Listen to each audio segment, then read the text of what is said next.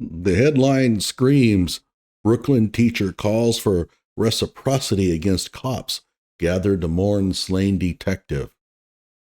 Let me read a little bit. A New York City teacher posted an Instagram story Saturday that appeared to encourage violence against police, mourning the murder of Detective Jason Rivera, drawing outrage from members of New York's finest. Christopher Flanigan, who teaches math at Coney Island Prep in Brooklyn, according to his LinkedIn page, posted an overhead shot of thousands of officers lining Fifth Avenue for Rivera's funeral Friday outside St. Patrick's Cathedral. The post was captioned 5-30-20, New York PD SUV drives into a crowd of protesters, ideal conditions for reciprocity.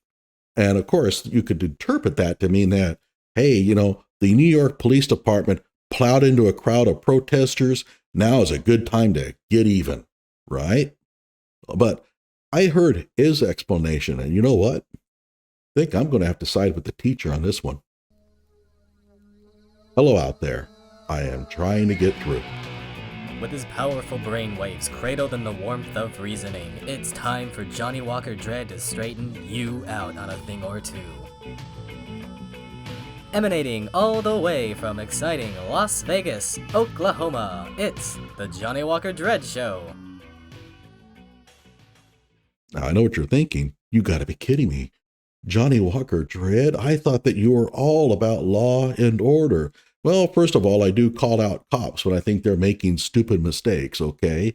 And in fact, I caught a lot of grief from a lot of people for taking aim at the cops that were involved in the Breonna Taylor shooting. But this has nothing to do with that, all right? Let's go in and take a look at what he said. All right, we're going to go to the New York Post here. New York teacher says, reciprocity post suggesting attack on cops was misconstrued. Well, let's read a little bit. And by the way, here is the part of the funeral procession.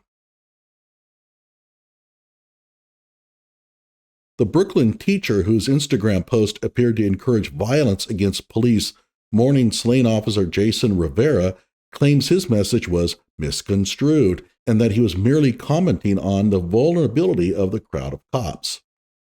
Chris Flanigan said he had gotten death threats over his since-deleted Instagram story, showing an overhead shot of officers flooding Fifth Avenue for Rivera's funeral, with the caption 5-30-20, a New York PD SUV drives into a crowd of protesters, ideal conditions for reciprocity. I was really just trying to show the vulnerability of all these police officers being in the same place at the same time, which seems like a dangerous situation for anyone that would be that gathered together, Flanigan told the Post Sunday. I respect the NYPD. I do not condone violence. A 22-year-old police officer murdered in the line of duty is reprehensible. I'm devastated by that. I'm devastated that his partner passed a week later. These are not things that sit well with me. Okay, now I know what many of you are thinking. Empty words. He's just saying these things to try to get his job back after he was fired. Maybe. But is it possible that he's right? First of all, are his comments plausible? And the answer is yes. I mean, if you go back and look at the post, 5-30-20, NYPD SUV drives into a crowd of protesters, ideal conditions for reciprocity, it could have been meant as a warning, as a, oh my gosh, look at all these police officers gathered together. If somebody wanted to take it out on the cops, this would be an ideal situation for that. And in that case, then he's done nothing wrong. Maybe he could have worded it a little bit clearer. And of course, as a public school teacher, you have to be kind of careful about touching on these little areas like police and all that kind of thing. But I'm sorry, I don't see anything here that tells me that his explanation could not be true. And that brings us to a problem. And that is, we have to quit firing people. And we also have to quit calling for people to be fired. It's getting tiresome. These are people's jobs. They have worked hard to get them. The loss of their jobs is devastating. And a teacher goes on there and says something we don't like, she should be fired. It's typically a she for some reason, but in this case, it's a man, but she should be fired. Get rid of her. It's unfair. Okay, look, there is due process involved here. You should listen to the other side. And if the other side has an explanation that is plausible, the benefit of the doubt should go to the accused. And what harm would it be to go ahead, take his explanation at face value, maybe have him issue an apology for not making it clear or whatever, and go ahead and keeping him on the job, even if he had meant this thing in a nasty way. He's learned his lesson. He's probably not going to do anything like this again. And if he does, now you have really good evidence to go ahead and fire him. But if he has not been in trouble before, if this is kind of an unusual situation for this dude, if he's not a firebrand, posting anti-police messages all the time, I see no reason to have him fired. Maybe he's a good guy. Maybe he's a really great guy.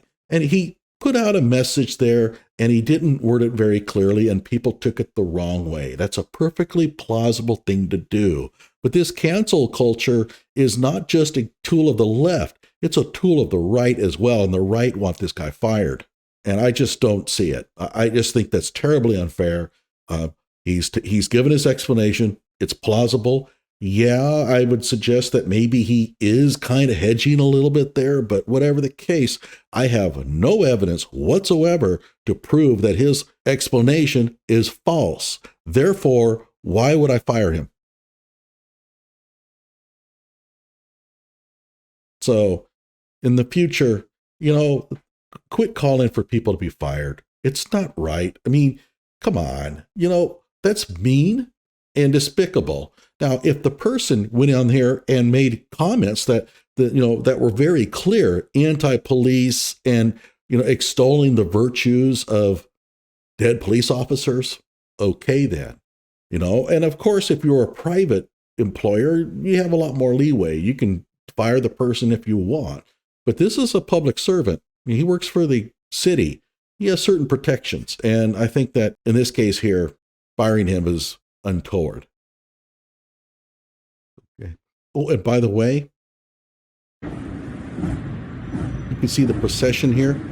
All the little dots there are police officers.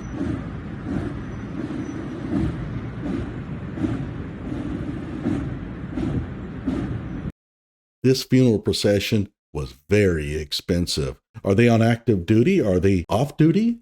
If they're on active duty, then my question would be is, who's protecting the city? And if they're off duty, are they being paid overtime?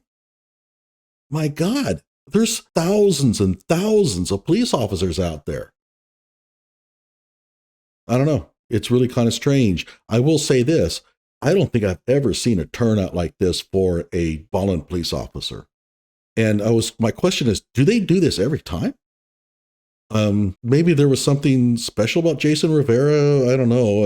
I'm not even sure I understand what took place there. I didn't do the research on that, but this seems like way overboard for a shot police officer. And by the way, another one died later, so I guess they're going to do this again. I don't know. But I don't think that the King and Queen of England have this large of a procession. Just seems really odd to me. It looks to me like almost every police officer that the city has is turned out for this thing. I don't know. Like my video or hate it, but at least hit the subscribe button.